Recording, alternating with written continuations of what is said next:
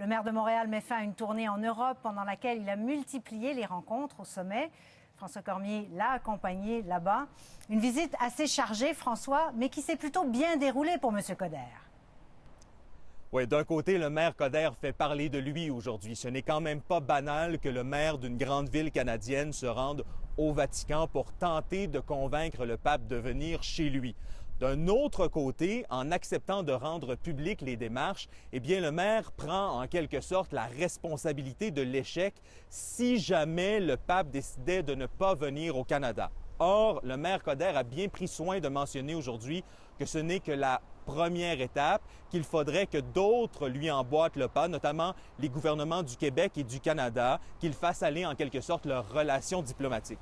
Et je vous dirais, Céline, que si le maire était satisfait de sa rencontre de 40 secondes avec le pape aujourd'hui, il était tout aussi heureux de deux rencontres qu'il a eues en coulisses, avec notamment le chef des relations diplomatiques au Vatican et aussi le numéro 2 du Vatican. Dans l'entourage du maire Coderre, on nous dit que c'est un signe que le Vatican prend cette invitation au sérieux. Oui, Jean-Paul II était quand même venu 3 fois au Canada. On verra si le pape François suivra ses traces. Mais avant Rome, François, Denis Coderre est allé en France où il a été reçu avec les grands honneurs.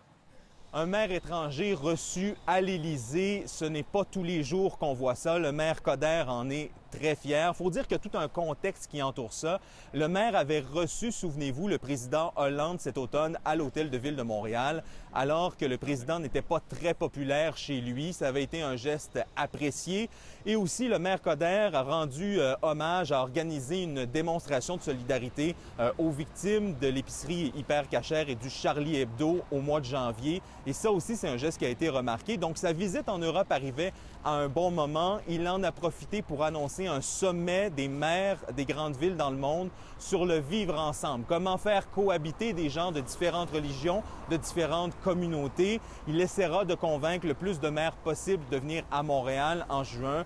Comme ça, il veut en quelque sorte démontrer qu'il est un leader non seulement dans sa communauté, mais également dans le monde.